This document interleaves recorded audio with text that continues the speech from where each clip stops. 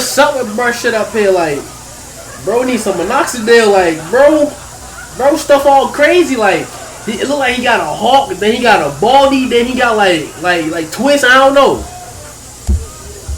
Look. Got a patch right here. Then he got the hawk going to the back. Then he got the side shade. Maybe he just wanted to get like a free fall, like a freestyle cut. You get what I'm saying? Like, he ain't know what he wanted specifically. Like, if he wanted twist, if he wanted break. Turn up with your dogs, or you gon' turn up by yourself. You gon' go get on your grind, or you gon' sit and ask for help. They call Brody by himself. He just made a nigga melt. He been fucking up his money, he ain't never needed help. They got the whole gang locked down, they heard we sliding. We in it with 5%, don't know who driving. YouTube, what's good, G? It's your boy Kim Money Bag. Yes, I'm back with another video. Just got a whole new ring light setup. That's why the angle a little different, but I'm happy about it. So today, let me bag my face out. You heard? We gonna go over here with it as we always do, like that. So today's video, let me see. Killers who show no remorse to victims' families in courts. Now we all watch shows like this where we got these crazy ass killers, or people who come in there and do a whole bunch of wild stuff. So let's get into it, y'all. Let's see how crazy these people really is. I agree with the family. I hope you die in prison as well. Oh. If this was a death penalty state, you'd be getting a chair. And I'll tell you point blank, I have not 1 ounce of remorse for Treesan's death. Look, y'all. I know, like, I always pause it early, but I'm gonna say this, right? Like, when it comes to, like, people actually, like, deleting other people and taking other people, like, off the earth, the fact that, I get it, like, sometimes if it's context, like, you mess with this person's family, or it's like a, life or death situation, I get that. But to just have that mental fortitude to not care and just go psych and just do it and not have, like, no type of remorse, like, you would just wake up and everything is good, and like, how? Like, I don't get how people sleep at night like that. Like, that's crazy. To really sit up here and take another person off the map, knowing that they good forever, and you just don't care. Like, you really could go to sleep at night and just be good.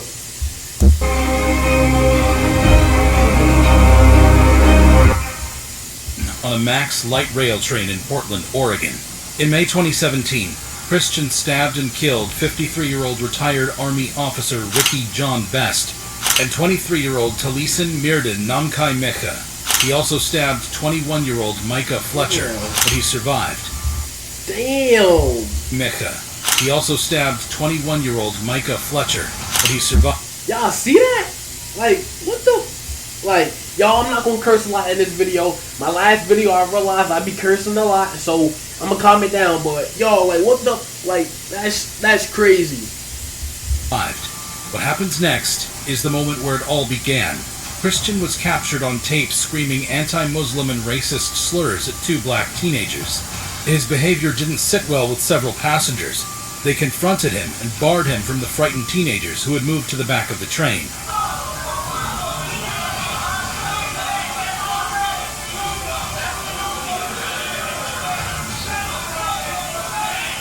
Terra is the IT Come on, man. Don't do that to me. Remote access. Don't do that to me, my brother. Ticketing. Further attempts to de-escalate the situation resulted in Christian brandishing a knife, threatening to stab, and eventually stabbing the victims. But it doesn't end there. Why you ain't pop him? How you going? Shabba! Why you ain't pop him? Here is Christian leaving the scene. After his 12 seconds of madness, Christian fled the train at the next transit center. Several passengers followed him as they called 911. Eventually, the police arrived and he was arrested, boasting about how he killed 2 people. But killing 2 people in broad daylight isn't enough. It's what happened in court that left the judge and jury in disbelief. He was charged with 2 counts of murder and 1 count of attempted murder. Not only did he show no remorse for his actions, he threatened to kill one of the relatives of a victim in court. During the trial, one of the victim's relatives read a victim's impact statement. This is Christian's response to the statement.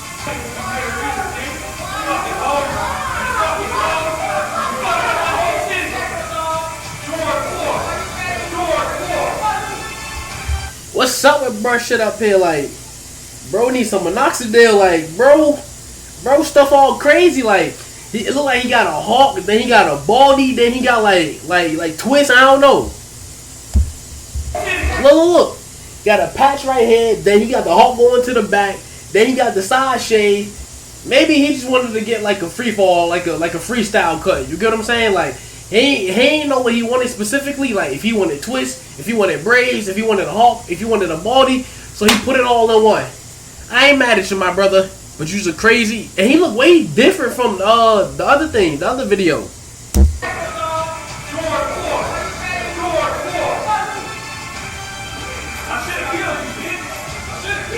Christian was eventually sentenced to 2 consecutive life terms.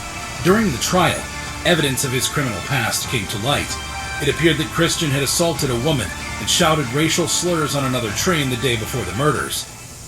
Oh, it's like we got a Christian or Muslim bus driver on staff, you too. He was a self-described white nationalist and a far-right extremist. The judge added 25 years to his 2 life sentences for these other charges.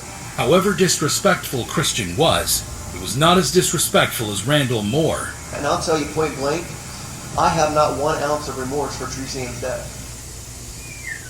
We take you to Polk County courtroom where Randall Moore is facing trial for the murder of his ex-wife, Teresa Ann Marie Lynch. In November 2011, Moore kidnapped, sexually assaulted, and killed Lynch. It all began when Lynch left Moore and filed a protective order against him, but Moore wasn't a man that let go easily. He kidnapped Lynch and set up a hostage situation. This is Officer Todd Rowland, who shot Moore as he responded to the cries from the apartment. This was moments after Moore shot Officer Rowland. Fortunately, he survived the shooting. In a phone call with 911, Moore explains why he murdered his wife. You want me to tell you something? You can tell me whatever you want. I was the one giving you this. Okay. But I'm telling you, all I wanted was my son. I just wanted to see my 7-month-old baby. That's all I cared about. Eventually, the police were able to breach the house and arrest him. That's crazy, bro, and that's why I be feeling bad. Like, don't get me wrong, right? We all made mistakes with women, with situations and all that, but for a lot of my dudes who made it past those situations without having a kid or without having like a certain type of like actual connection with this woman, clap it up, my G, because you got a lot of dudes that go through that trauma and depression where it's like, you know, the mother don't want them to see the kid, or they always arguing, or, you know, they gotta see the kid on certain terms and they can't co-parent, bruh. I already know that. A lot of dudes are just naturally sensitive, so when they come to messing with a female and she go, it's like, you know, he gotta cling on in some type of way. But to have a kid, like an extra asset to your life, that you want to be there all the time for your kid and you can't because like she on some like bull, you know, like trying to stay away from you or what y'all got going on, bro, like. Moore nodded when Judge Joel Novak confirmed that he had been found guilty on all charges. The court doesn't allow me to punish you any more than I'm doing now. If I could, I would. The judge allowed the victim's family to read their victim impact statement. What happens next is one of the most disrespectful moments that have ever happened in a court of law, as Lynch's mother took to the stand and read a sorrowful statement. But Moore got in a few words. Listen as Moore interrupts Lynch's mother's victim impact statement. He hated you. You're a loser. But Moore wasn't done. When he was allowed to address the court, he showed no remorse for his crimes. And I'll tell you point blank, I have not 1 ounce of remorse for Teresa Ann's death. He told the victim's families so. Moore also tried to justify his crimes. The only semblance of an apology from him was to Officer Todd, whom he shot.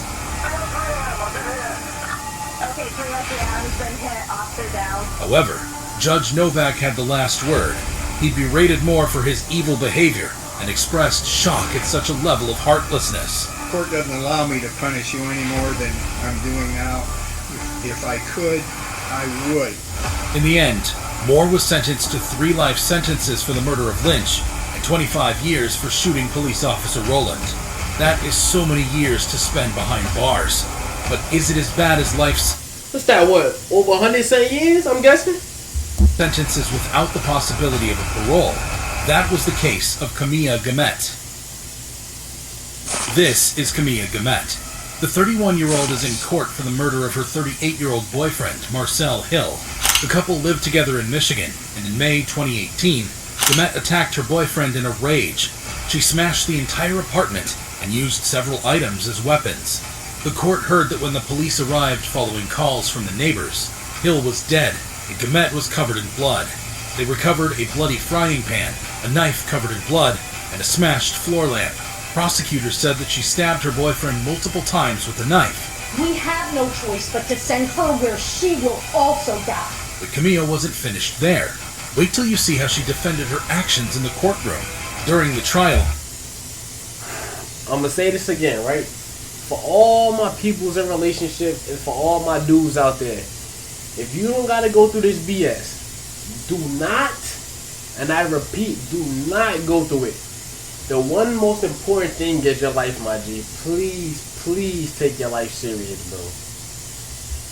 Gamet claimed that she thought that her boyfriend was an assailant or intruder, and that she stabbed him in self-defense. The defendant's story didn't stand up to scrutiny because she would have recognized the boyfriend or his voice. Gamet's version of the event could have convinced the judge if Hill had sustained 1 or 2 stab wounds. However, the evidence presented in court showed that Gamet stabbed Hill 12 times and hit him continuously with a frying pan. You stab, you stab, you stab, you stab, you stab until he was dead. Still, she insisted that it was all in self-defense, and that she was a victim of their lies. Here is Gamet sticking to her story. Basically a trial, the way I was portrayed, mostly everything was lies. There was a little bit of truth, but mostly I was convicted about the lies. Her claims did not impress Judge John McBain. Diana Banks, a member of Hill's family, was called by the court to deliver a victim's impact statement. What Gamet did as her victim's own mother took to the stand would send chills down your spine. As Hill's aunt read the statement, Gamet showed no remorse, rolled her eyes, and even smiled. When the act was done, Gamet reacted. This time, Judge McBain wasn't so nice and threatened to tape her mouth if she continued interrupting the woman. You're gonna shut your mouth or I'm gonna add some duct tape tonight. Alright, we'll wait here for a moment till we can get her quiet. The threat didn't stop Gamet. In the end, court officers could not find duct tape, and Aunt Diana was able to finish her statement. But Gamet's behavior has... Better put a shirt around, shorty shit. Better hit her with a... Better hit her one of these. You know what I'm saying? Put that shit over her eyes. Better hit her with one of these shits. Y'all know the SpongeBob video where he went to go rob the bank and he had the what's that? I think he had a sock over his shit. I think he had a sock with like a beanie over his head. That's what they gonna do to shorty right here. Has already angered the prosecutor. Before she was handed her sentence, Judge McBain told her what he thought about her and the crime she committed. I agree with the family. I hope you die in prison as well. Ooh. You know, if this was a death penalty state, you'd be getting the chair. The court considered her history of domestic abuse, and Gamet was sentenced to life imprisonment without any possibility of parole. It only gets more disrespectful from here, and also with a similar sentence, we have Keith Allen Ferguson. This is 40-year-old Keith Allen Ferguson, who police said killed his wife, Tiffany Ferguson, and father-in-law, James Weber, in November 2014. Ferguson, who is from Kalkaska County, Michigan, is charged with 12 felony counts, which included first and second-degree murders and kidnapping.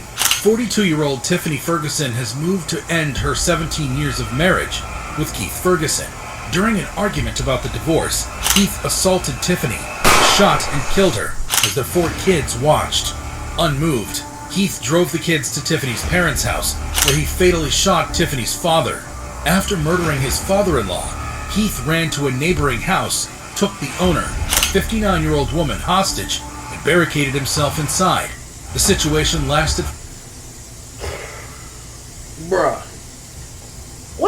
I don't want to curse, but what's up with y'all niggas? Like, what really be up? Like, what really be wrong up here with y'all niggas? Like, bro, we all went through, like, stuff in life, bro. Like, you know, we all had experiences where we was mad or things that made us feel some type of way. And I know a lot of people like this, they do stuff like that from, you know, being bullied, abandonment issues, whatever. But, bro, at the end of the day, it's always a better light and tunnel to a lot of this stuff that goes on. Like, for you to have a mental fortitude to actually say, like, alright, I'm gonna go out and boom, boom, boom, you know, delete this person, this person, this person, and knowing that you're taking people off the map, literally, like, never, ever coming back. And I don't even like speaking on these topics, but, you know, this is in the context of what I'm speaking on, but to literally take these people off the map and not care, bro, like that's crazy. For 7 hours before Keith surrendered and released her. When Keith went to court, he showed he was anything but remorseful for his actions. During his trial, Ferguson appeared bored by the whole court process. He frequently cursed the judge, court officials, and everyone present. Scan me? I'm not doing this for these stupid cameras. Before the judge delivered his sentence, Tiffany's best friend, Carla Seating, read the victim's impact statement. She noted that Tiffany had been living in fear of Keith, and that she knew that Keith was trouble. Here, Keith revealed that he had no desire to see or communicate with his kids again. Alright? Because of the respect and safety of my children, I'm not saying nothing. Because they're going to see this. They don't need to hear that. Prompting Judge George Mertz to question his sanity. As part of a plea deal, Keith pleaded guilty to the murders of his wife and father-in-law, and the other 10 charges were dropped. He was sentenced to life imprisonment without the chance of parole.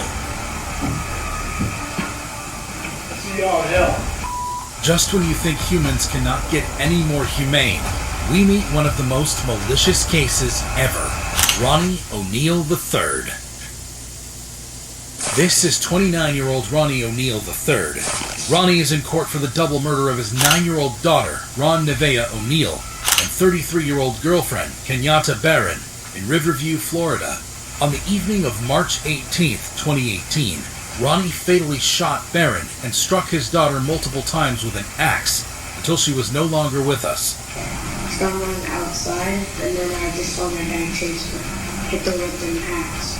And then he went in the garage, I followed him.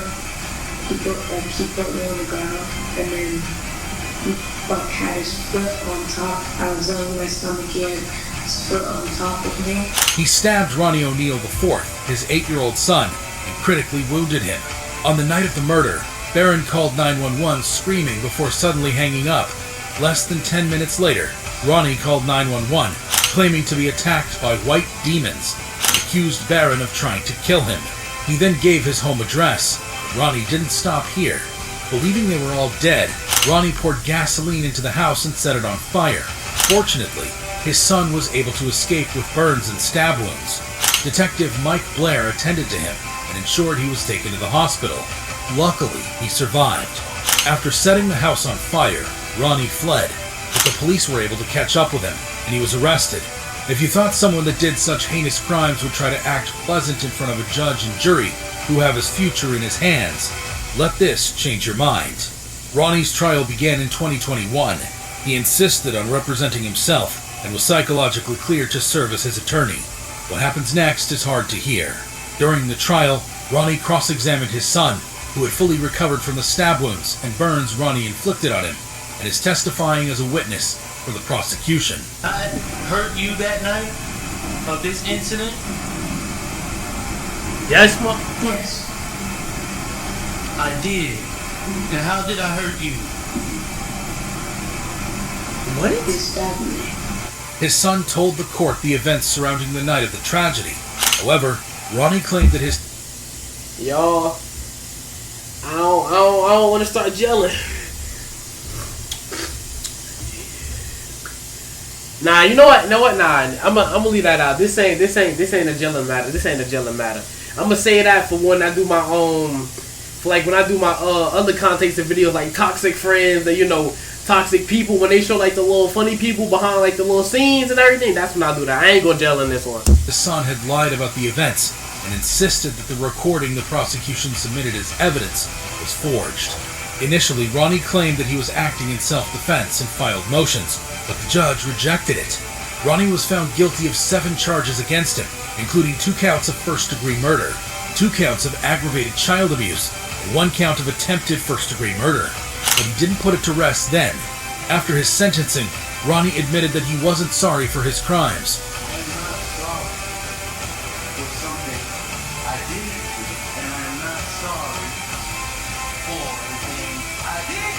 Before Ronnie was sentenced, Judge Michelle Sisko, who has been in the judicial sector for almost 20 years, said this.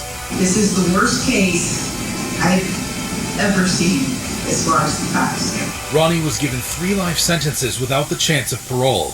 If you thought these cases were disrespectful, watch this. I was crying, Daddy. When I woke up, the whole house was in smoke. Yo, this was good, man. what is it called? Courtroom Consequences. Man, Academic science have definitely gotta advanced check out some search more of these filters to help videos. you easily find the exact Hold up. mood, genre, duration, or taste.